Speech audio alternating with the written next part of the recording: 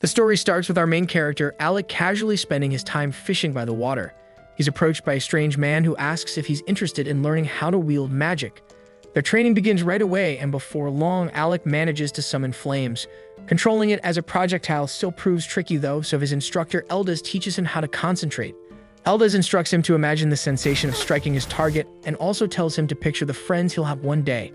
Sooner or later, those companions will find themselves in danger, and Alec will need to step in and protect them with his magic.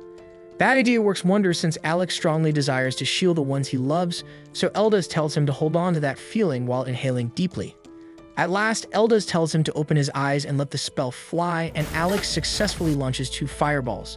Overjoyed, Alec grins ear to ear, and Eldaz commends him for the progress. Alec admits that today's spell was particularly hard since it took most of the day to master, but Eldaz reminds him that ordinary people need an entire month to reach the same level. Alec is pumped to learn a new technique, but Eldaz decides not to push him too far, knowing it could weaken the overall training.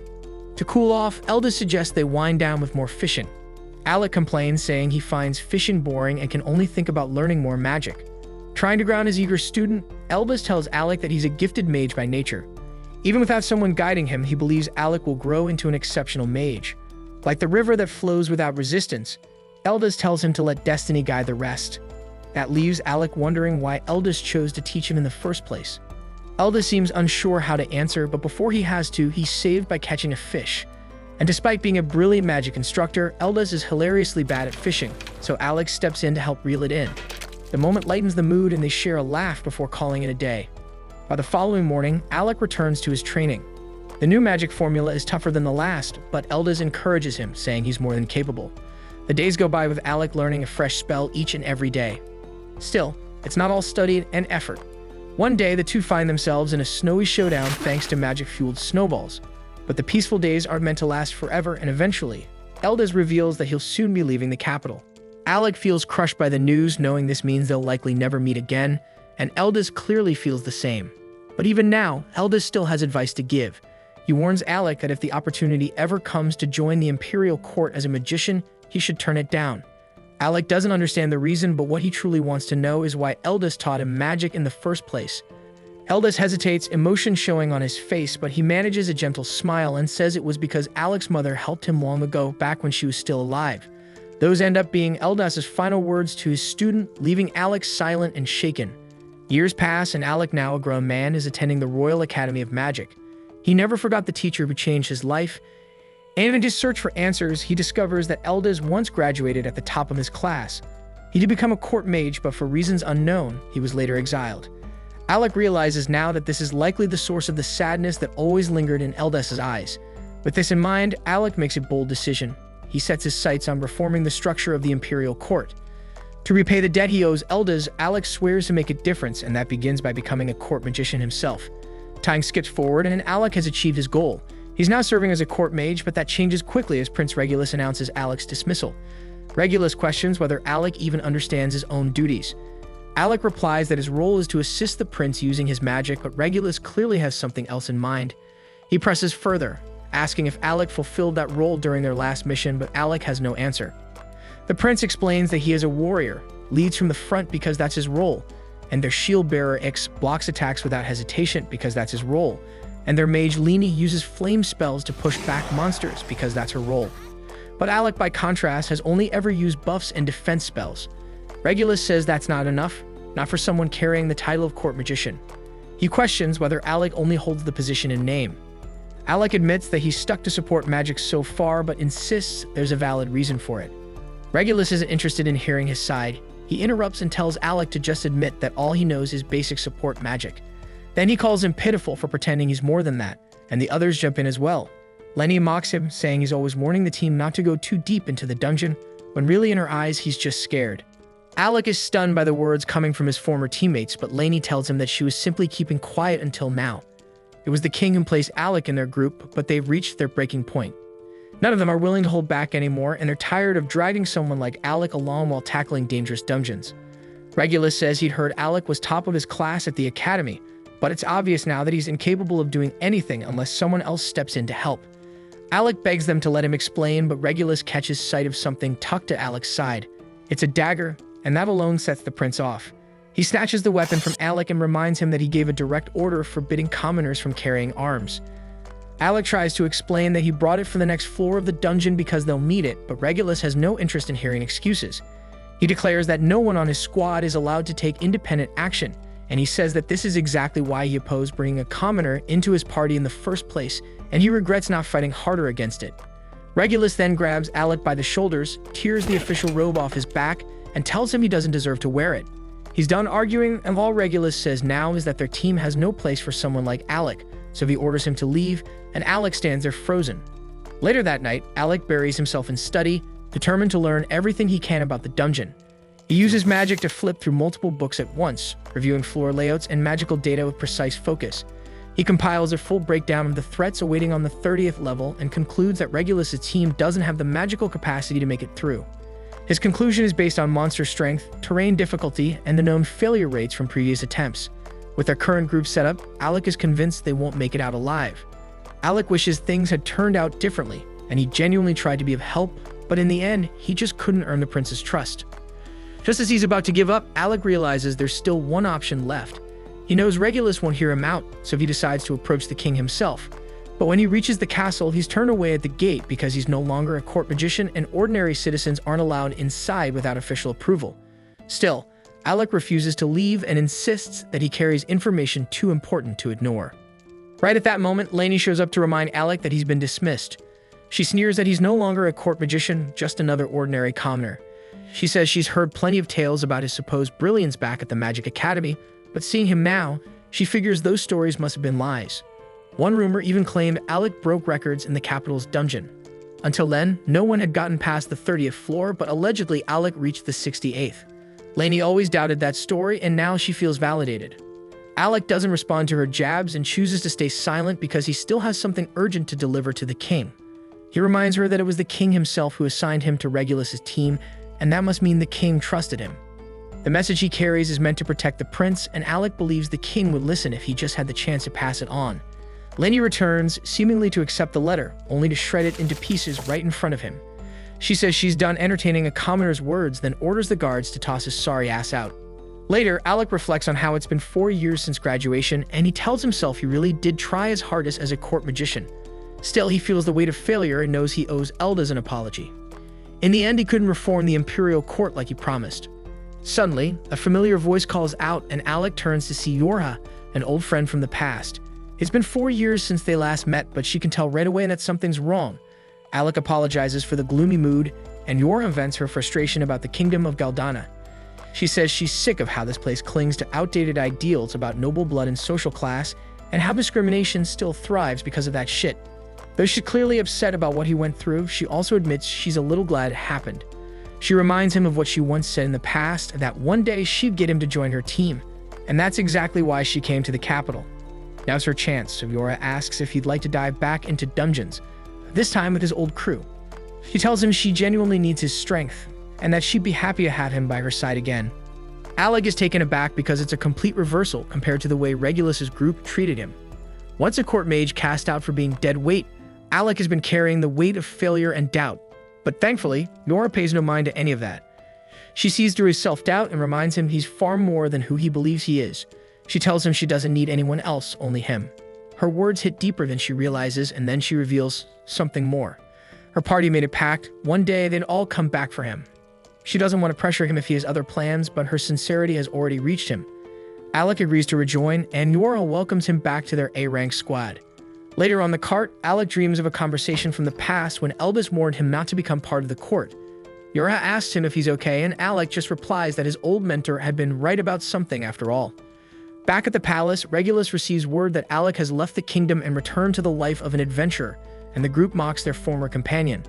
The academy once called Alec its most brilliant student, and Regulus had been eager to see how impressive he really was.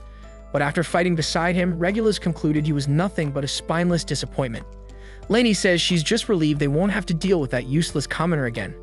Alec's replacement is already lined up, the brilliant son of a noble house named Vogan, and as a true noble, he'll contribute far more than Alec ever could. And with Vogan now on the team, Lainey says they'll tear through the dungeon faster than anyone has before. She boasts that Regulus' name will echo across the world, and they all burst into maniacal laughter. Meanwhile, our protagonist arrives in the dungeon city known as Faisal. Yura loves it here because unlike the kingdom, Faisal doesn't carry the same old bias and class restrictions, so it's been her party's home base for years. But before they can venture into any dungeon, Alec has to officially register as an adventurer. That part is easy enough, but a new obstacle appears. In Faisal, no adventurer is allowed past floor 30 of any dungeon without a special permit, and that pass is only granted after 2 years of being a guild member. And since Alec just signed up, he doesn't qualify, which means for now they'll have to wait 2 years. The two decide to rest for a bit, and during their break, Yura explains that her team has already made it down to the 52nd floor of their current dungeon. She wants Alec to be part of that progress, but waiting 2 whole years isn't an option. Instead of fixating on what they can't do, Yura chooses to focus on what they can. She reminds Alec that lower dungeon levels don't require any passes, and that there should be plenty of places for them to practice. After all, they're adventurers, and in a city built around dungeons, they've got no shortage of opportunities. Soon after, the two are locked in combat on the 2nd floor of one such dungeon. Yura casts a strengthening spell on Alec, and he quickly cuts down several of the giant wasps surrounding them. But suddenly, Yura feels uneasy. She had planned for this outing to be an easy warm-up, yet something feels off. She blinks, thinking her eyes might be deceiving her, as the swarm around them multiplies at a shocking rate, but Alec confirms it's no illusion. The insects are furious, and from their behavior, he concludes that their nest has been disturbed. Yura then conjures a magical barrier to draw the swarm's attention, but Alec urges her not to push ahead. She surprises him, saying she's got this under control. Normally, Alec could handle monsters like these on his own, but Yura can tell he isn't performing at his best. She knows his potential, yet something seems to be weighing him down, and that's why she tells him to let her handle it for now. It might be tough, but she says helping a comrade in need is exactly what teammates are for. Her words cut deep, stirring something inside Alec. He reminds himself that he's no longer a court magician, he's an adventurer now. Just like Eldas once taught him, he repeats to himself that real magic is meant to protect what's precious. Alec clenches his fists and decides he won't hold back any longer. He unleashes an offensive spell, sending bursts of energy that tear through the surrounding wasps. More of the monsters rush in, but Yura feels stronger this time. With the real Alec fighting by her side, she raises his shield for him to work behind, just like the old days. Alec chants again, and bolts of lightning crash down from above, obliterating every last wasp in the swarm. Yura cheers in victory, but her joy fades fast as the ground splits open and a massive berserk worm bursts out. Alec instantly understands why the swarm had gone wild, but there's no time to dwell on it. The creature lunges, wrapping around Yura, but Alec already has a plan forming. He knows the spell he needs, though he hesitates. One wrong move could hurt her. He calls out to Yura, reminding her that she had mastered the finest defensive barrier spells back at the academy. They've always fought in perfect sync, so Yura immediately catches on to what he's thinking. She fires back with a grin, reminding him that he was once the student with the strongest offensive magic in the entire school. With their trust aligned, Alec unleashes his full power. He chants the name of his attack, Sacrifice Blaze, and releases a torrent of searing flame that engulfs the monstrous worm. Yura embraces behind her barrier as the firestorm consumes their foe, and when the smoke clears, the two stand triumphant amid the ashes. Alec tells her that he always had faith in her, and Yura smiles, saying he's still the most powerful mage she's ever known. The scene then shifts to a memory from their academy days. Their party is locked in combat with the raging dragon, one fierce enough to wield 5 elemental powers in succession. The fight turns grim, and Yura is nearly spent after shielding the team from the creature's relentless barrage. Just as the beast prepares to finish them, Alec steps in and obliterates the dragon with a single strike. That moment would go down in history, the day Alec's team conquered floor 68 of the royal dungeon, proving that the legendary story was true. Their group erupted in celebration, swearing that they'd stay together no matter what came next. We then flash back to the time just before graduation, when Alec was part of an elite student group known across the academy. It was made up of Ornis the brilliant warrior, Krasia the intelligent healer mage, Yura the master of support magic, and Alec himself the top-tier offensive mage. On graduation day, the 4 of them had just smashed the academy's all-time dungeon record, reaching the 68th floor, earning them top placements and recognition across the school. But as they were walking back together, chatting about their future goals, Alec suddenly came to a stop and told them that he wasn't planning to continue with them because he decided to become a court mage instead. His teammates were visibly let down, especially Ornis, who had hoped that with Alec on board, they could form the strongest adventurer team the world had ever seen. Still, he respected Alec's choice, knowing he must have had his reasons. But before they parted ways, Yura made one thing clear, that she wasn't giving up, and the moment Alec became available again, she'd be there, waiting to bring him into her party. That brings us back to the present, where Yura happily welcomes Alec to the team. To celebrate, she treats him to a warm meal, But it turns out she doesn't handle alcohol very well because after a single mug of beer, she's already slurring and barely upright. Within moments, she's out cold, slumped in her seat, so Alec places his jacket over her so she doesn't catch a chill. That's when a man suddenly appears behind him, commenting that Alec seems unusually thoughtful for an adventurer. Assuming he's just a random drunk causing trouble, Alec chooses to ignore him and turns away. But the man doesn't like being brushed off, and he angrily swings his bottle at Alec. The glass shatters, but Alec had already activated a barrier spell, blocking the attack with ease. He prepares to respond, but the man surprises him by calling him by name and saying he lives up to the rumors. Then sliding a dungeon permit across the table, he tells Alec to treat it as an apology for such a rude test. Alec, still a bit irritated, now feels more confused than anything. He has no idea who this man is until Yora, still groggy from her drunken state, suddenly sits up and asks what the guildmaster is doing here. Alec freezes in place, realizing the man is none other than the guildmaster himself. The guildmaster then calmly tells him that he'd like to see what the former court magician is truly capable of and invites him to come to the training grounds for a demonstration. Soon they arrive at the guild's testing chamber, where the man finally introduces himself properly as Leviel stands. Alec immediately recalls hearing tales of Leviel's past, and he was once a member of an elite S-rank adventuring team, so Alec knows this fight won't be easy. Still, he's thrilled because he sees this as the perfect opportunity to sharpen his edge before stepping into a real dungeon. As soon as the match starts, Alec opens with a thunderbolt, but Leviel swiftly dodges and retaliates with a slicing water slash. Alec quickly realizes that ranged magic won't work well in this fight, and he'll have to go in close if he wants to stand a chance in this duel. But before he can get close, Leviel activates body enhancement spells, dramatically boosting his speed and strength. He moves so fast that Alec struggles just to follow him with his eyes. And when Leviel finally attacks, Alec manages to throw up a barrier just in time, but even with the shield, the impact sends him crashing into the wall. Yora flinches in concern, but Alec soon gets back on his feet, assuring everyone he's alright. He admits the speed caught him by surprise, but now that he's experienced it once, he starts thinking of ways to react to it. Then a grin forms on his face because he remembers that back when he served the prince, he was forbidden from taking initiative in combat. But now as an adventurer, he has no such restraints, so he's not just limited to dodging and support spells anymore. Channeling his magic into his staff, Alec reshapes it into a glowing blade and charges straight at Leviel. In response, Leviel fires off another water slash, but Alec slices through it with ease, closing the distance. Leviel's impressed, but he doubts Alec will be able to do the same once he starts throwing punches. He strengthens his body even further and darts toward Alec again, but this time Alec is ready. Just as Leviel gets into striking range, he triggers a hidden thunderbolt spell that explodes right in his face, stunning him long enough for Alec to land a direct strike with magic blade. Leviel stumbles back, genuinely surprised that Alec managed to break through his defense. He finally understands why Yora always speaks so highly of him, but the test is far from over. With a smirk, Leviel activates the ancient artifact in his possession, and then massive glowing gauntlets form around both his arms. And one swing from them slams into the floor and leaves a freaking crater behind. Alec instantly understands that taking even one hit from those gauntlets would be catastrophic, so he knows he has to tread carefully. Still, he refuses to back down and casts another thunderbolt spell, but this time the effect barely slows Leviel at all. The artifact Leviel activated has a secondary effect. It gradually regenerates his wounds. That means the longer this fight drags on, the slimmer Alec's chances of winning become. Realizing he has to stop Leviel from healing, Alec keeps up the pressure, launching rapid strikes. But none of his hits are landing because Leviel's speed and movement are too precise. Frustrated, Alec taunts him, asking if he's too afraid to face him head-on. The jab works and Leviel swings back hard, losing his precision and exposing himself just long enough for Alec to slash him across the stomach. It's the opening Alec was hoping for, so he's finally landed a solid hit, but he knows it will take far more than that to defeat Leviel. Leviel charges in again, and Alec throws up a barrier. The punch blasts through it, shattering the shield completely.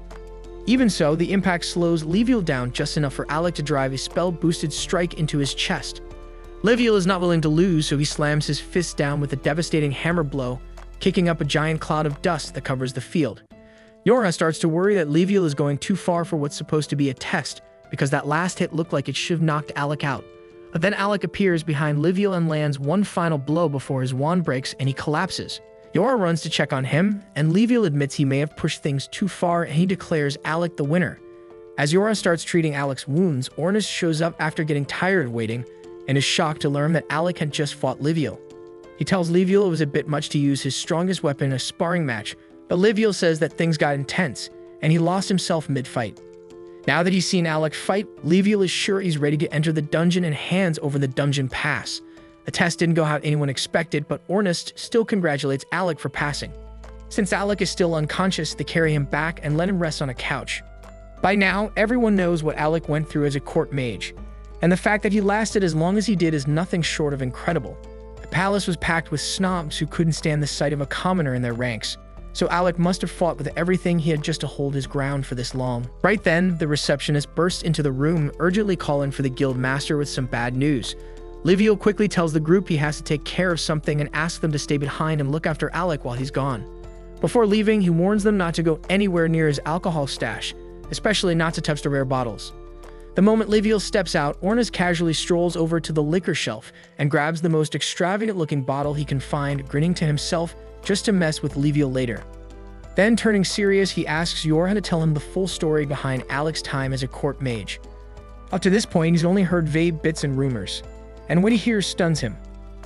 Alec's job was to serve as the prince's personal protector, but he was banned from carrying a sword or using any magic that could outshine the prince. He was even ordered to carry supplies and manage the inventory during their travels. And the worst part was that after being forced to rely entirely on support spells, the prince had the nerve to call him useless for not using attack magic. That last detail throws Ornest off, and he always thought Alec specialized in offensive magic. Yorha confirms that's true. Alec specifically went out of his way to learn support spells just to stay on the prince's good side, even though it didn't suit him. Hearing all that, Ornest is furious. The mistreatment Alec endured is far worse than he expected. And the second Alec starts to stir awake, Ornest doesn't hold back, and he tells him they should forget about the dungeon for now and go teach that spoiled prince a lesson he won't forget. But Alec, still groggy, calmly tells Ornest to let it go. He admits it still bothers him, but not to the point of seeking revenge. Ornest offers to go beat the guy up for him, but Alec chuckles and puts a hand on his shoulder. He says there's no me because he's just happy to finally be free and doing what he loves with people he trusts. That's all that matters now. Besides, with no one left to cover up the prince's failures, the sweet karma is bound to catch up with him soon. That gives Ornest an idea, and he tells Alec they should focus on becoming the greatest adventuring party the world's ever seen. And once the rumors reach the capital, the prince will realize what he threw away. And when that day comes, Alec will be able to look him straight in the face and tell him off however he likes. Alec admits he likes the sound of that, and they fist bump, vowing that together, they'll become the strongest party out there. At the same time, in another part of the guild, a badly injured adventurer from an S-rank party is being patched up while reporting to the guild master about her latest mission. Her name is Krista, and the mission had gone completely off the rails, everything fell apart, and her teammates are still trapped deep inside the dungeon. So she pleads with Leviel to assemble a team to rescue them. Leviel immediately calls for an emergency meeting, but with such short notice, the only adventurers available are the ones already present at the guild. He informs the gathered group that they'll be forming a rescue squad to retrieve the rest of Krista's party, currently stranded on the 64th floor of the dungeon. Tension fills the room as everyone exchanges uneasy glances because they all know how risky that floor is. While the meeting is in full swing, Alec is still sitting alone back in Leviel's office. That's where Krasia finds him, surprised to see him by himself. She greets him warmly and asks how he's holding up, but judging by the bruises and cuts all over his body, the answer is obvious.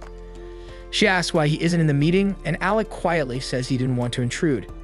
Everyone else attending is A rank, and he still doesn't feel like he belongs among them. Without saying a word, Krasia raises her hand and casts a healing spell, restoring Alec's injuries. Then she looks at him and gently reminds him that no one in this guild sees him as an outsider. While he worked at the royal court, Alec had gotten used to blending into the background, never speaking up, never standing out for fear of offending arrogant nobles. And even now, he struggles to shake off those habits, even if things are different here. Krasia sees the weight he's carrying, so she reaches out and softly pats his head, telling him she's always around if he needs someone to talk to. And the gesture lifts his spirits more than he expected. Moments later, Ornest and Yorha return. Ornest looks fired up as he tells Alec they've just been handed the perfect opportunity to explore the dungeon. He fills him in on the rescue mission and adds that the area they're heading to is nicknamed the Tank Killer. And the reason is that healing magic is completely nullified inside. The only way to recover is with potions, which means survival is much harder. Alec is surprised Krasia agreed to a mission like this, considering how much she relies on healing spells. But she admits she's not exactly thrilled about it. In fact, she hates everything about that place. She'd only gave in because Ornest wouldn't stop insisting that it'd be the perfect first mission for the new team. Alec starts to doubt whether he's even strong enough to help, but Yorha shuts that down immediately. She tells him that he's the key to the entire operation. His magic is what their strategy depends on, and without him, they wouldn't stand a chance. The party soon makes its way toward the dungeon, and as they stand before its looming entrance, Ornis confidently declares that this will mark the beginning of their party's legendary tale. Then they start laying out their options and plans. This dungeon has a unique magical field, one that completely suppresses healing magic, so this will force them to rely entirely on potions and evasive tactics to survive incoming attacks. Their destination is deep inside, near the level 64 boss chamber where Krista's guild members are currently trapped. But reaching that point means first battling through every preceding floor and defeating the bosses that guard them. Ornis quickly assesses the situation and notes that if they go floor by floor, they'll arrive far too late. That's when Yora pulls out a gleaming magic crystal, revealing that Krista had given it to them in advance. And with this item, they can bypass all previous levels and teleport straight to level 64. Alec instantly recognizes that this must be an exceptionally rare and powerful artifact, so Yora says that Krista didn't hesitate to hand them out because her only priority is rescuing her teammates, no matter the cost. Yora then adds that the level 64 boss is reportedly an undead, which unfortunately renders Krazia's light-based healing magic ineffective. And since Yora herself is a support mage, the bulk of the fight will rest on Alec's shoulders. Ornis then tells Alec to conserve as much mana as possible, offering to handle the lesser enemies so Alec doesn't burn through his energy before reaching the real threat. Krazia agrees, urging the group to brace themselves, warning that from this point on, they'll be battling death itself. Even a seasoned S-rank party was completely wiped out in this place. Instead of being intimidated, Ornis grins with wild energy, more alive than ever. He rallies the group, shouting that this is where the tale of their legendary party truly begins.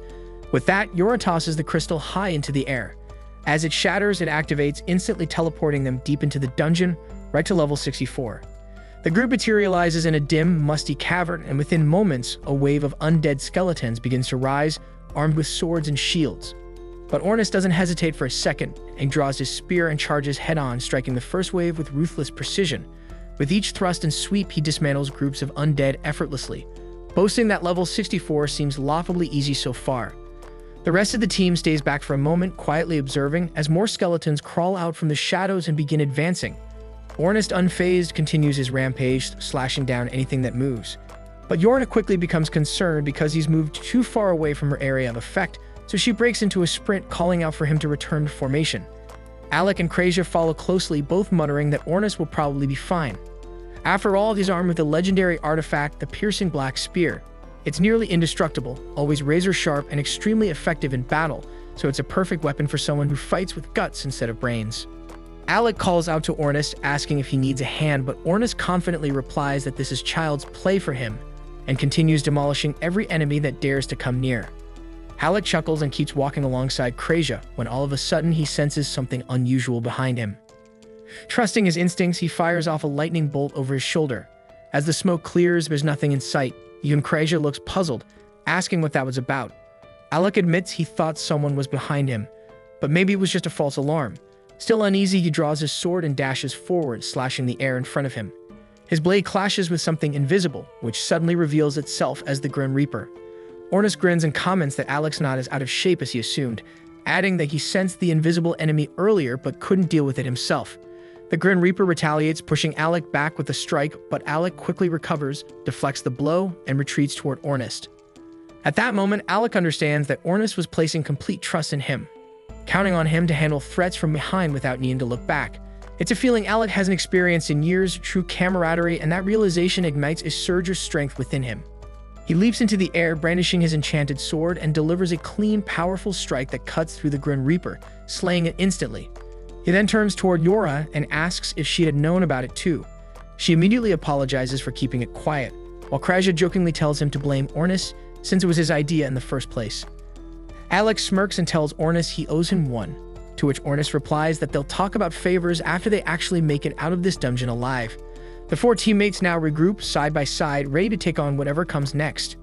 Soon after, both Alec and Ornis launch themselves into the swarm of undead, slicing and tearing through skeletons in every direction while Yora provides magical reinforcement from the rear.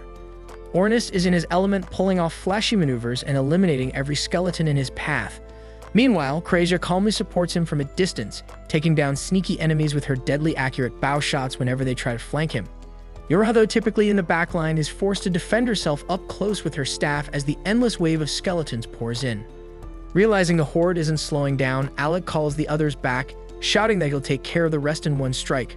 Without hesitation, the party quickly gathers behind him, so Alec channels his power and unleashes a massive thunderbolt, engulfing the entire area in blinding electricity, making every last skeleton reduced to smoldering ash.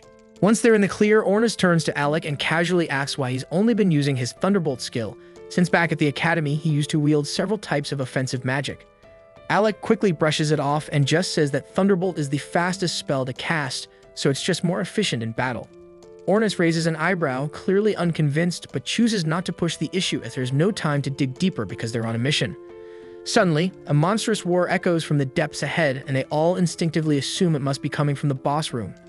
Ornis doesn't hesitate because the moment Yora casts reinforcement magic, he blasts forward like a flash, running faster than Aishao Speed himself. Alec watches in surprise, impressed by both Ornis' explosive speed and Yora's magic boost. He and the girls waste no time and quickly follow Ornis through the tunnel toward the source of the noise. As they emerge into a wide-open chamber, they spot Ornis perched casually on a rocky ledge, arms folded, observing a chaotic scene unfold below as a massive monster is chasing a panicked adventurer in every direction. Alec immediately prepares to help the poor guy, but Ornis doesn't move, muttering that the frantic mage down there is named Loki, a notorious troublemaker from a party called Racroma. Kreja nods in agreement, adding that Loki might be obnoxious, but he's also a clever support mage. Alec, however, struggles to process what he's hearing, especially as Loki flails around, screaming up at Ornis to do something and swearing he'll haunt him every day if he dies here. Ornis, unfazed by the threats, just watches with a bored expression. But the situation looks grim because Loki suddenly trips and crashes to the ground, with the monster bearing down on him fast. Alec instinctively gets ready to intervene, but Kreja tells him to wait, explaining that this is all part of Loki's usual strategy. Alec hesitates, watching as the towering monster approaches Loki, but then a flash, a trap spell beneath the creature ignites, blasting it with molten lava. Alec's eyes widen in shock, but Kreja simply smirks, repeating that Loki is nothing if not crafty. The beast staggers backward, only to trigger another trap, setting off a chain of fiery explosions. Loki jumps to his feet and starts taunting the creature, laughing mockingly and boasting that only a fool would trip in a trap-filled zone like this. But his arrogance quickly backfires as the monster roars in rage and charges up a devastating magical blast aimed directly at him. Loki's bravado fades in an instant as he realizes that death is seconds away, so he closes his eyes, bracing for the end, but is saved at the very last moment by none other than Ornis, and Loki can't believe he's still breathing. Then as Alec and the girls make their descent to join the battle, the monster redirects its fury, launching an attack straight at Alec. But Yora reacts in time, casting a protective shield that blocks the strike. Alec prepared to counter with another thunder magic, but before he could unleash it, the beast twisted around and charged straight for Ornis and Loki instead. Alec shouts a warning to Ornis and Loki, alerting them to the incoming danger, and fires off another thunderbolt spell that strikes the monster dead on. However, as the dust settles, he quickly realizes the attack wasn't powerful enough to bring it down. Ornis notices the creature rapidly closing in on him, so he resorts to a desperate maneuver, charging straight at the beast and slipping between its legs in a swift motion. He then hurls Loki toward Kreja, who tumbles to the ground beside him. Yora promptly instructs Kreja to take Loki to the ledge while they handle the monster. Ornis swiftly assumes position, drawing his spear in preparation for the next clash. They wait until Kreja secures Loki's safety, then brace themselves for the final confrontation. Yora casts a powerful enhancement spell, boosting all of Ornis' stats, prompting him to charge the creature head-on. He skillfully evades its strike, leaps into the air, and drives his spear toward its face. Yet the monster proves far more resilient than expected, violently shaking him off and flinging him to the ground. Yora races to aid the fallen Ornis, but the monster attempts to crush him instantly. Fortunately, she casts her shield spell just in time to block the blow, giving Ornis a brief moment to recover. Meanwhile, Alec appears almost theatrical, conducting an unseen symphony as he summons 5 glowing magic circles around the monster. Loki observes in disbelief, remarking that even generating 3 circles is incredibly difficult. For Alec to conjure 5 simultaneously, he must be a prodigy, but Kreja calmly replies that Alec is capable of far more. To Loki's astonishment, Alec proceeds to summon 20 magical circles at once. Then, as the monster lunges forward, Ornis climbs up its body and strikes its tail, buying Alec the precious seconds needed to complete his spell. Ornis then leaps away just as Alec finishes his incantation and unleashes a devastating barrage of thunderbolt magic that electrocutes the beast, freezing it mid-motion. But when Alec moves in to deliver the final blow, the creature unexpectedly sidesteps, narrowly evading the attack. The monster immediately begins charging its own magical blast, but Kreja quickly casts a blinding spell, momentarily disorienting it. At the same time, Miura uses her magic to summon enormous glowing chains that bind the monster tightly in place. Taking full advantage of the moment, Ornis hurls his spear like a javelin, landing a direct hit through the creature's skull as Alec prepares to finish it for good. But to everyone's surprise, the monster still manages to move and immediately begins casting its devastating magical blast once more. Alec, however, remains calm and unmoved, preparing to unleash a spell so rare that only 2 people in the world even know it. One is his mentor Eldas, the very mage who created it, and the other is Alec himself, who learned it directly under his guidance. As the creature hurls its charged blast toward Alec, he counters it with reflection magic, sending the attack back with twice the force. But the Dave monster is incredibly resilient and somehow survives even that. Now barely hanging on, the beast attempts the same spell again. But this time, Alec combines his reflection magic with multiple layered magic circles, engulfing the monster in a brutal inferno. The beast is incinerated where it stands, and Ornis follows up by slicing its head clean in half, bringing the battle to an end. With the fight over, the group begins to celebrate their hard-won victory. But their moment is cut short when Loki steps forward, thanking Alec for his help and revealing that he knows who he is, specifically that Alec is the court magician. Alec casually replies that he's no longer with the royal court, to which Loki responds that it's the prince and his party's loss. He then drops a bombshell.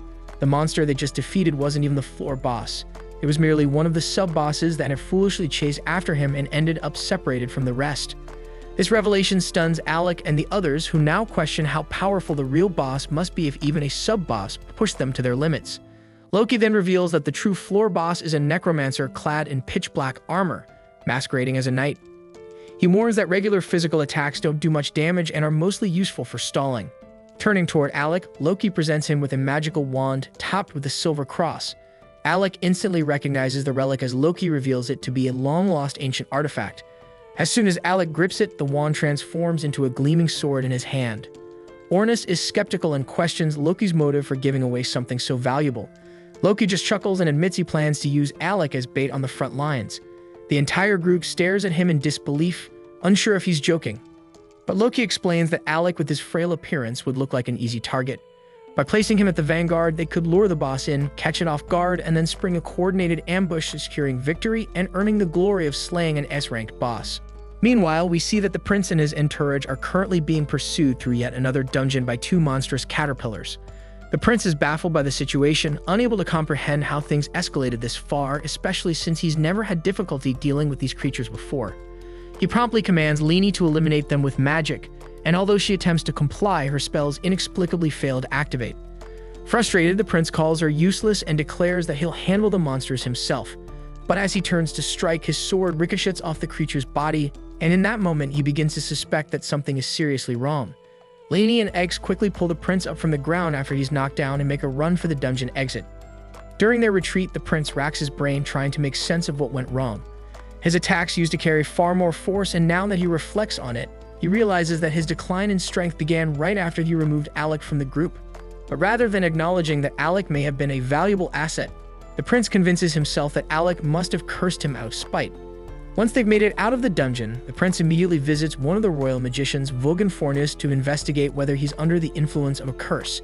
After conducting a brief magical analysis, Vogan confirms that no such curse exists. The prince is stunned, insisting that he wouldn't have had such trouble clearing the 30th floor unless Alec had sabotaged him. But Vogan, aware of the anti-magic zone present on that floor, calmly explains that the prince likely felt weaker because his support magic was being suppressed. The prince scoffs at the explanation, dismissing support magic as worthless trash that only weaklings like Alec depend on. Vogan does his best to remain professional, even as the prince continues rambling with baseless arrogance. Still, he does find it unusual that Alec hadn't warned the prince about the anti-magic field beforehand, considering Alec is the famed student who once reached the 68th floor. The prince laughs dismissively, telling Vogan that there's no chance someone as pathetic as Alec could actually accomplish such a feat, and claims it must be just some rumor that commenters circulate among themselves. Vogan doesn't even attempt to argue because there's simply no reasoning with that level of delusion. But at that moment, a royal guard steps into the room and informs the prince that the king wishes to speak with him regarding Alec's situation. The prince grins, confident that his father will support him. However, upon his arrival, the king immediately begins recounting a story about Eldas. He explains that Eldas was once a royal magician who had been exiled years ago, and in the king's words, was a remarkable fool.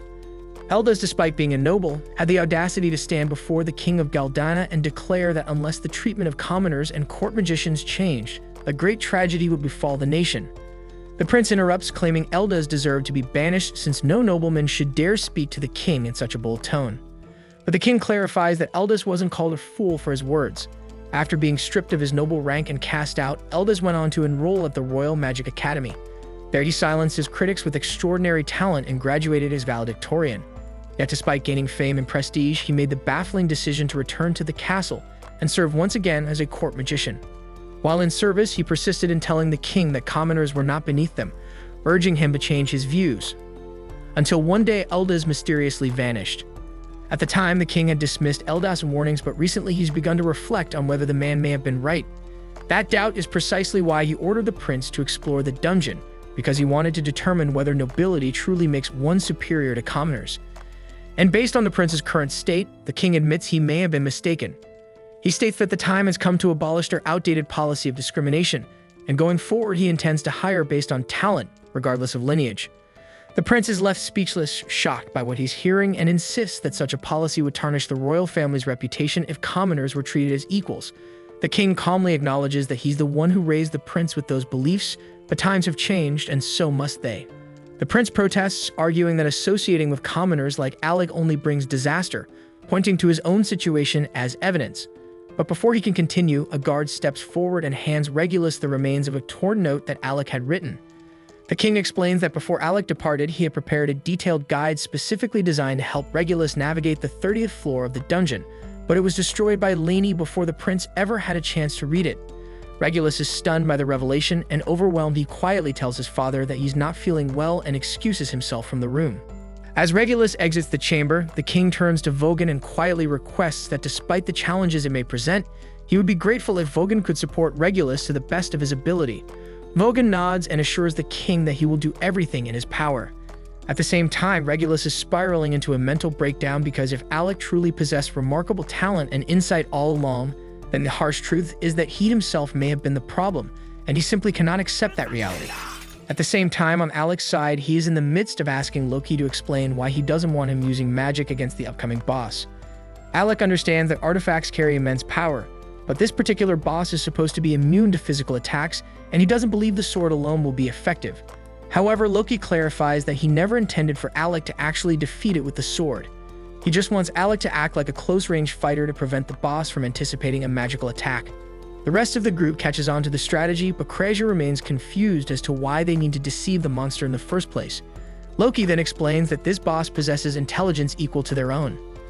Alec finds the claim hard to accept, and Loki understands the skepticism. Still, all he asks is for Alec to rely on his blade, at least until he gives the signal, and Alec ultimately agrees to follow the plan. With that settled, Loki turns to Kreja and says there's something he needs her assistance with. It would take too long to reach their allies on foot, so he intends to use teleportation magic. The only issue is that he doesn't currently have enough mana to cast a spell by himself, so he requests her support in completing the ritual. The group immediately panics upon hearing the words teleportation magics, since it's a closely guarded national secret, and even being aware of it could put them at serious risk.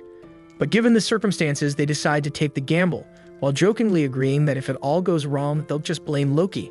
As Loki begins drawing the teleportation circle and walking Kreja through the process, Alec takes a moment to pull Yorha aside and asks whether Loki is someone he can truly trust. Yorha admits that she personally doesn't care for Loki's attitude, but when it comes to serious matters, he's absolutely dependable. To back that up, she tells Alec that 2 years ago, Loki successfully led a large-scale raid on a high-tier dungeon, and due to his exceptional planning, the entire mission was completed without a single casualty. Hearing this, Alec decides to put his full confidence in Loki's strategy. And once the teleportation circle is finished, the group gathers together inside it. Yorha is in awe, witnessing real teleportation magic for the very first time. However, Loki informs her that this is merely a simplified variant designed to transport them to a destination of his choosing.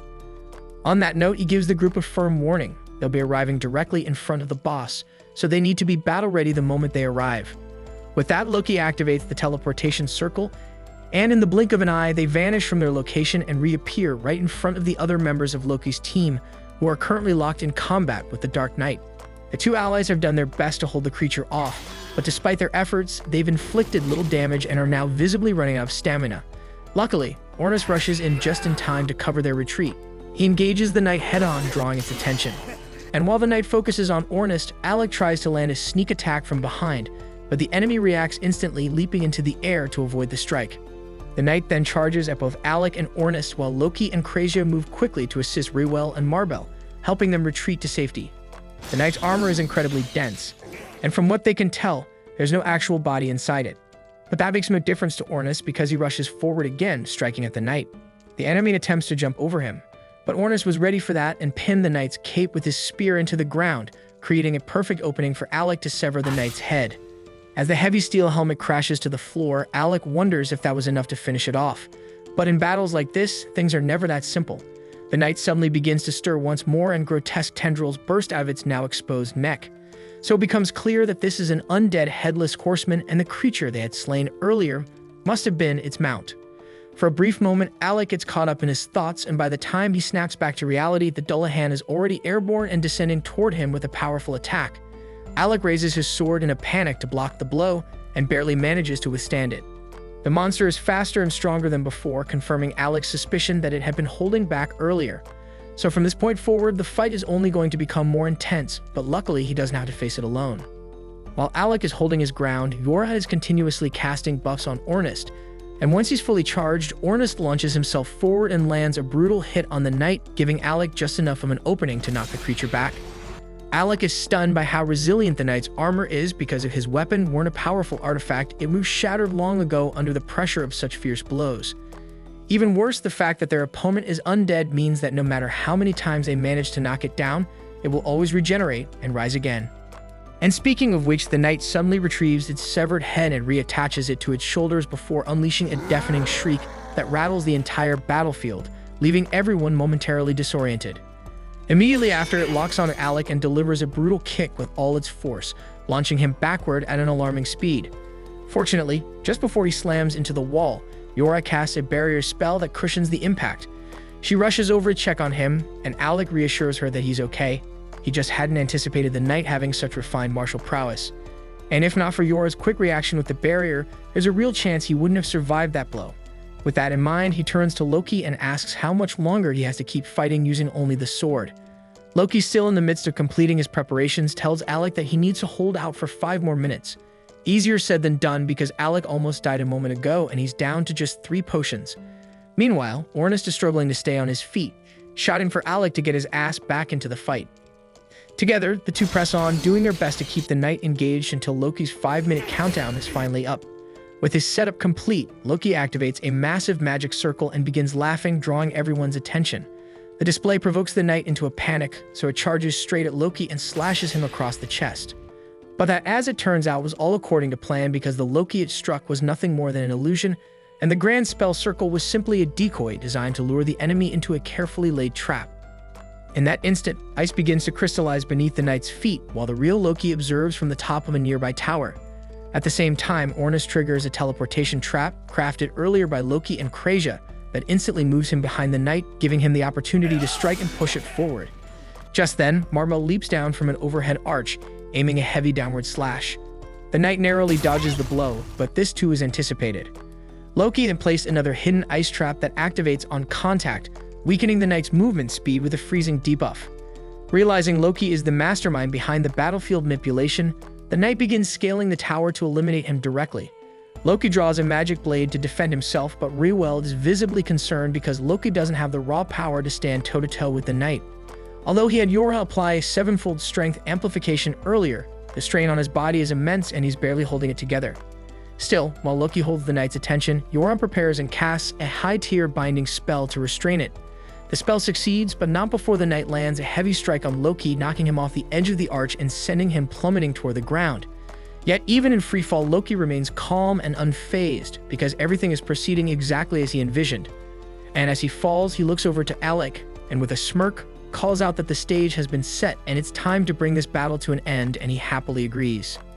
Alec then starts deploying a vast network of magic circles around the knight, and Loki is impressed since it's even more than what he used against the previous boss. But after everything Alec has already endured, His body is beginning to buckle under the strain of maintaining such advanced spell work. He forces himself upright and casts the Thunderbolt Acceleration spell, which deals heavy damage, but the knight still manages to move and is beginning to break free from the restraint spell Yora placed on it. She struggles to hold it in place, but at this rate, the knight will break loose any second, so she yells at Alec to finish it off already. Of course, that's far easier said than done since Alec's body is on the verge of shutting down. And this marks the second time today he's used such a high-level incantation, and the sudden mana loss would have knocked out just about anyone else. Alec is no exception, but he has far more riding on this now, so no matter how badly it hurts, he grits his teeth and powers through, finalizing the casting sequence for one of his ultimate spells. A lightning dragon takes shape, and the instant Alec unleashes it, it tears through the night, vaporizing it on impact and bringing the battle to a close. With the threat finally gone, Alec drops to the ground from pure exhaustion and mutters a joke about how having dependable teammates really makes a difference when your life's on the line. Yoro walks over and corrects him, saying it was more like they were the ones relying on him the whole time because they never would have stood a chance without him. Ornis just seems relieved that Alec is back to being his usual unstoppable self. And on a lighter note, he brings up the bet from earlier, and Alec remembers that right before the fight, Ornis declared that whoever passed out first had to take on a dare. Technically, Alec just lost that bet a moment ago, but since it happened after the battle ended, Ornis decides to go easy on him. He says the only dare is this. Alec's not allowed to keep things bottled up anymore. If something's waiting on him, whether it's Ornis, Yorha, or Krazia, he's got to talk to at least one of them so they can help, and Alec smiles and agrees without hesitation. Ruel then approaches to express his gratitude to Alec and the others for their assistance. Marbell wants to thank him as well, though her approach is a bit more forward, and she plants a kiss on his cheek, which visibly horrifies Yorha. Marbell then asks if Alec would be interested in teaming up for a dungeon raid sometime, but Yorha quickly steps in and firmly declares that Alec is their party's mage, so Marbell can't just claim him for herself. And since the Rechroma team owes Alec a huge debt, Ruel as the leader offers to write him a formal recommendation. Alec seems puzzled at first by the mention of a recommendation, so the others fill him in that to be promoted to S rank. An adventurer must receive an endorsement from an S rank party as well as approval from the guild master. Getting the guild master on board shouldn't be too difficult, so Ruel assures Alec he'll take care of everything on that end. Once the conversation wraps up, Alec retrieves the knight's magic stone, officially wrapping up the Rechroma rescue mission with the perfect result. Then upon returning to the guild, the receptionist warmly congratulates Alec on the successful outcome and tells him he's become quite the topic of conversation lately. She then asks if he managed to get any rest after the intense battle, but Alec replies that he's feeling great. With that, she hands him his reward and Alec gets ready to head out. But just before he can leave, Leviel stops him and informs him that he has a visitor from the kingdom of Galdana waiting. This catches Alec off guard since he no longer has any ties to the kingdom, but he agrees to hear the visitor out and discovers that it's Vogan. Of all the people Alec dealt with back at the royal castle, Vogan was one of the more reasonable ones, so Alec gives him a respectful bow and says it's good to see him again. But before they can exchange pleasantries, Vogan immediately confronts him and asks if Alec was seriously trying to get Prince Regulus killed by not warning him how unprepared he was for dungeon combat. Alec responds calmly, asking Vogan whether he truly believes Regulus would have listened to anything he said, even if he had given him a warning. Vogan pauses, then realizes Alec's probably right. Still, he's clearly annoyed that he got stuck with this miserable assignment after Alec was dismissed, so he considers it a complete waste of his time and skills. Alec asks if that means Vogan was chosen as Regulus' new party mage, but Vogan replies that calling himself a magician at this point feels like a joke, so he's more of a glorified babysitter than anything else. After Alec's departure, Regulus attempted to tackle the 30th floor of the dungeon solo and ended up suffering serious injuries as a result. Vogan had hoped the incident would serve as a teaching moment, giving Regulus a chance to reflect and grow. Instead, the prince refused to accept any blame and demanded that Vogan accompany him here so he could confront Alec face to face. Alec asks if that means Regulus is currently in the city, and Vogan confirms it, explaining that he's down in the underground training arena at this very moment. Alec hadn't expected to cross paths with Regulus again so soon, but he realizes this might be the perfect chance to finally close the book on their unfinished business. So even though Alec would be entirely justified in ignoring Regulus altogether, he decides to go meet him in person and put an end to it properly. As they descend the stairs, Vogan comments that the only thing Regulus has going for him is his stubborn pride, but personally he doesn't understand why the nobility always insist on proving themselves superior to commoners, because to him it all seems like a pointless waste of time. Alec reminds Vogan that he's technically a noble as well, but titles have never meant much to him, and all he's ever wanted is to live life on his own terms. When they reach the arena, they find Regulus already waiting at the center. To Alec's surprise, the first thing Regulus brings up is that the king intends to change how the kingdom is governed. While Regulus personally disagrees with this shift, he says he'll comply out of respect for his father's wishes. Hearing this gives Alec a sliver of hope that maybe Regulus has finally started to come around. But that hope is short-lived, and Regulus quickly adds that regardless of politics, he still can't stomach the idea of taking orders or even advice from someone he views as beneath him. Alec tells him that if he had just listened back then, he wouldn't be in the mess he's in now.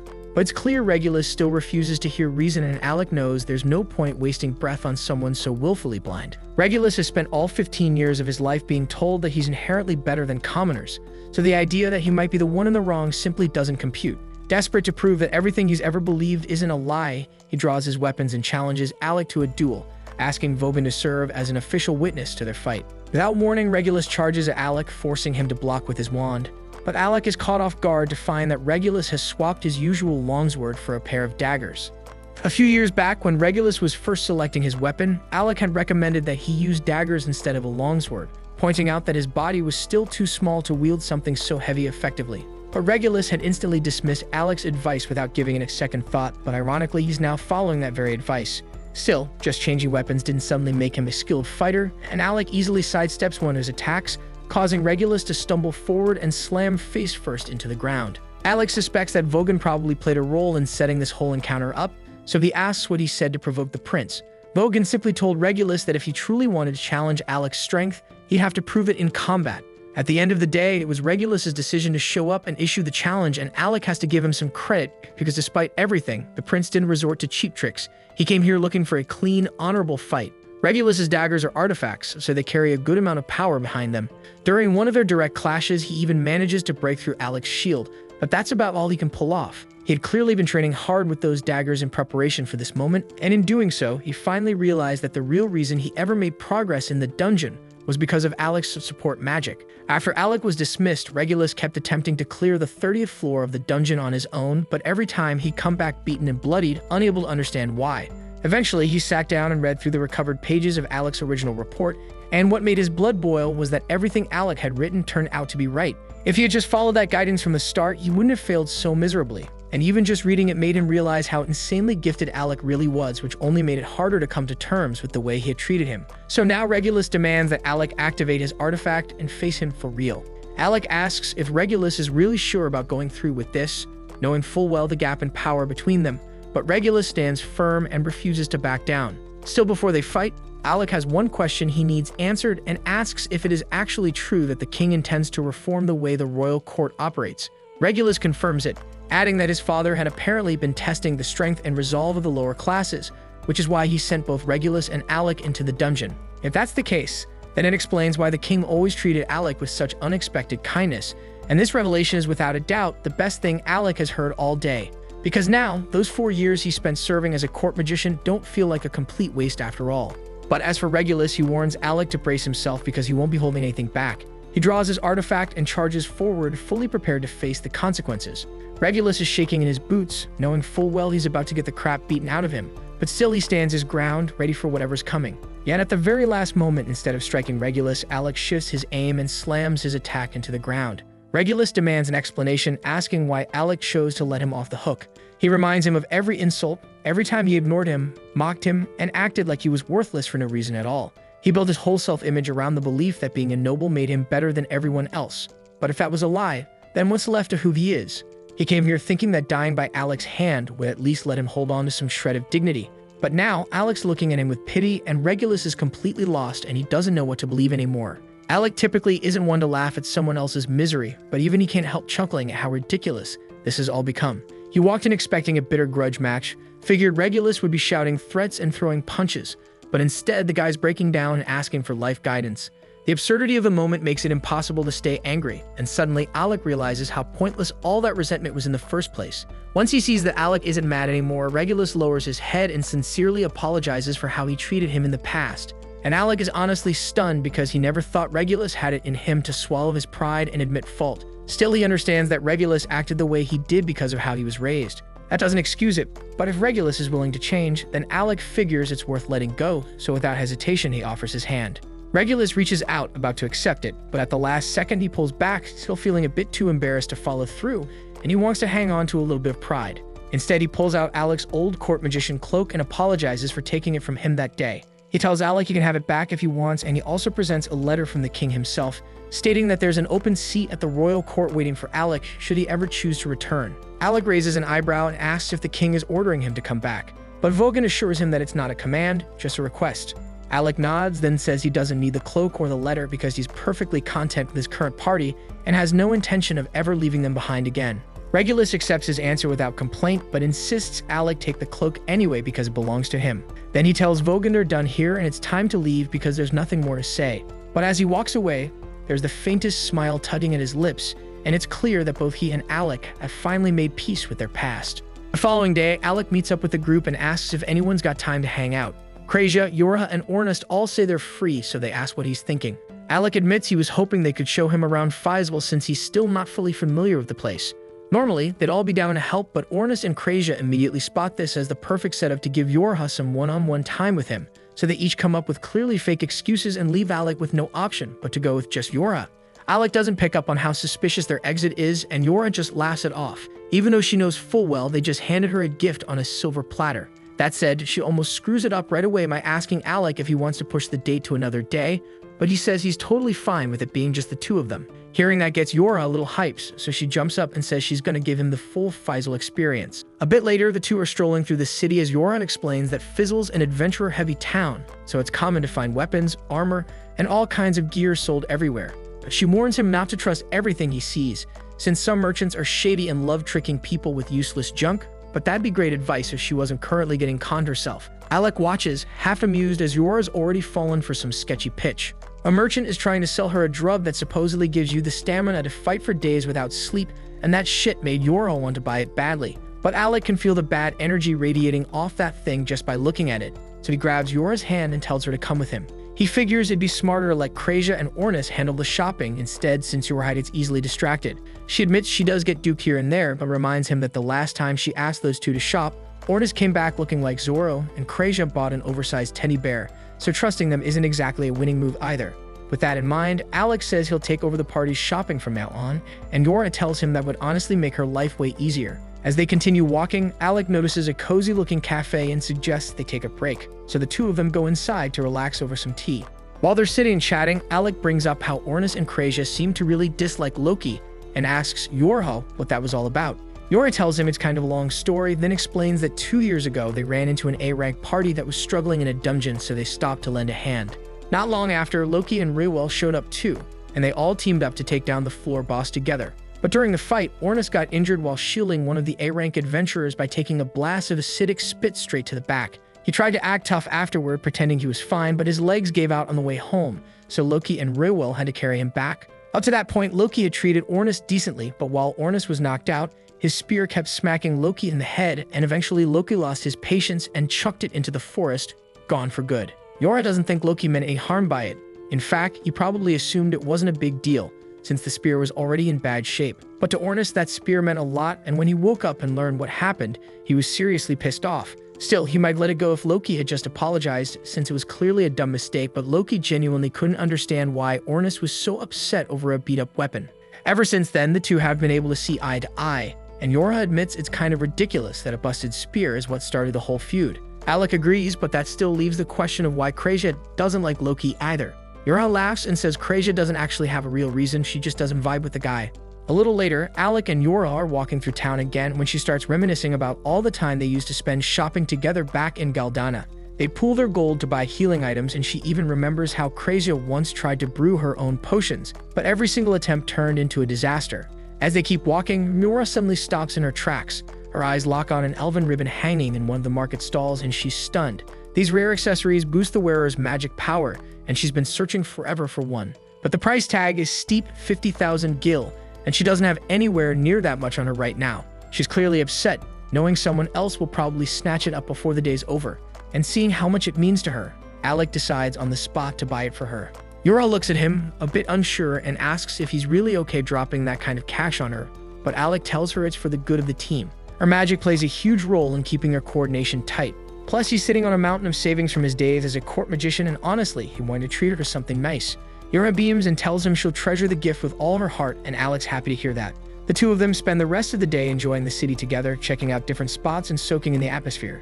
As the sun begins to set, they end their outing by heading up to the top of the clock tower to watch the view. Yora turns to Alec and asks what he thinks of Faisal, and he says he loves the energy here because the way everyone's so full of life and free-spirited makes him feel like a real adventurer for once.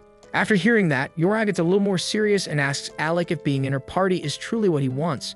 She brought him in right after he got exiled from the royal capital, and she can't help but feel like she took advantage of his situation, like she pressured him into joining when he didn't have any other options. She tells him that if he ever wants to leave, she won't hold him back, but Alec cuts her off and says sure, there were a few things he had planned back in Galdana before leaving, but that doesn't matter anymore. What matters now is chasing the goal Ernest threw out there, becoming the strongest party in the world. And he knows there's no way he can reach that without Yorha and the others by his side, so he's not going anywhere. That answer puts Yorha at ease, and she's especially glad to hear it because it's rare for Alec to speak so openly. He's usually the kind of guy who keeps everything bottled up. Alec says he just felt like it was time she knew how he really felt, and actually there's one more thing he needs to tell her. Yorha starts blushing, thinking this might be the moment he confesses his feelings, and she even starts leaning in expecting a kiss. But Alec suddenly chuckles and says the only reason he's being so open is because he lost a bet to Ornis, and part of that deal was that he's not allowed to hide what he's thinking anymore. Yorha instantly realizes Alec still has no clue how she feels about him, and it leaves her totally flustered. She really hoped he'd finally make a move, but he's not. Frustrated, she turns away, trying to hide her embarrassment, while Alec just stands there confused, completely unaware of why she suddenly looks so upset. The following day, Ornis heads over to wake Alec and finds him completely knocked out in bed, surrounded by a pile of books. He tries the usual way, calling Alec's name, but when that fails, he just yanks the covers off and shouts for him to get the hell up. Ornis reminds him that a proper adventurer is up at the crack of dawn, ready to go. Alec gets it sure, but he still doesn't understand how Ornis has this much energy first thing in the morning. Once Alec is dressed and ready, the two of them step out into the backyard to start their morning training session. They go at it full force, and Yorha, watching from the side, warns them to dial it back before one of them ends up getting seriously hurt. Of course, the warning goes completely ignored, and if anything, it just fires them up more. Both guys are hell-bent on proving they've got the edge, and the clash only gets more intense. It finally wraps up when Alec's sword shatters mid-strike against Ornis' defense. Ornis technically wins, but still calls Alec a damn monster for being able to keep up that well while being a mage. Either way, he's not done yet. He says it's time to crank things up and tells Alec to summon his artifact so they can keep going. But before Alec can do anything, Yorha jumps between them and puts a stop to it, saying if they push this any further, someone's definitely going to get wrecked for real. Right at that moment, Loki decides to make an entrance. Seeing them all training hard, he smugly steps in and offers to give them a few tips.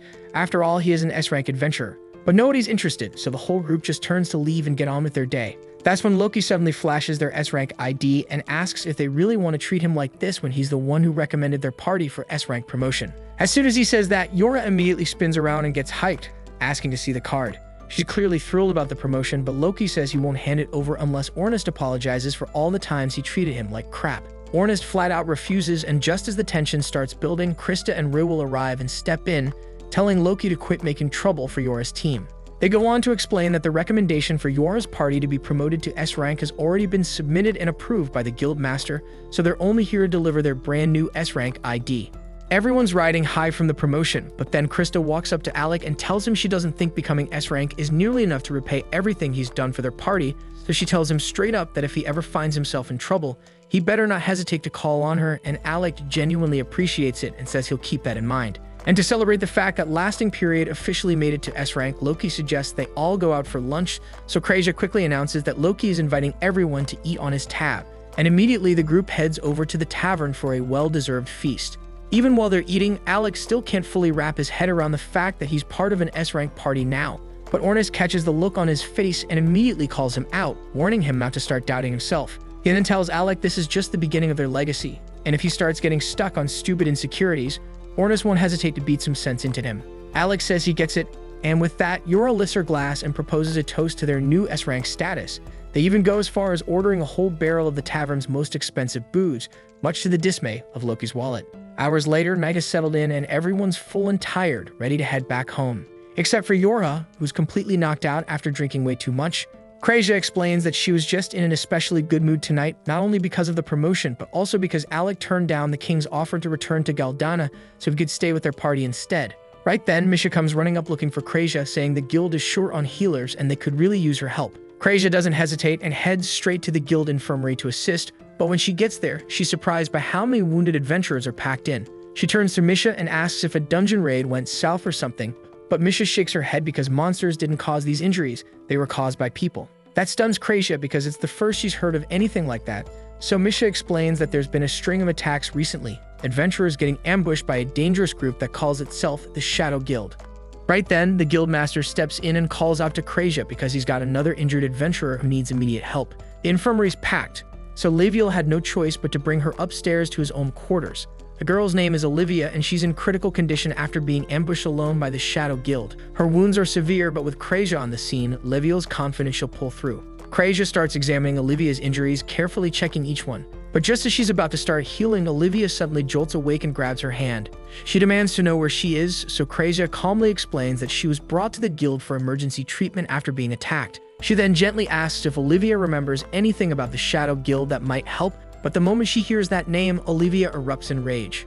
The memories of what happened come flooding back, and with clenched teeth, she swears revenge for what he did to her. She begs Krasia to heal her immediately so she can get back out there and fight.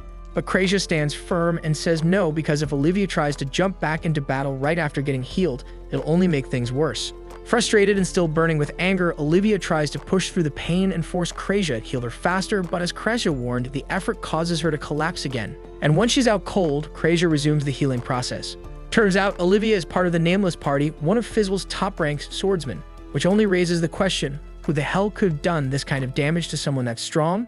And by the time the sun rises, Krasia has finished healing her. Completely drained, she slumps forward and dozes off at Olivia's bedside. Elsewhere in Fizzle, Alec is buried in research at the library, flipping through everything he can find on the arcane dungeon. Out of nowhere, a boy named Lord walks up and introduces himself as a member of Nameless, the same S-rank party Olivia belongs to, and he asks Alec if he'd be willing to join him on a raid into the labyrinth. This was the end of episode 6. Subscribe to not miss the next episode.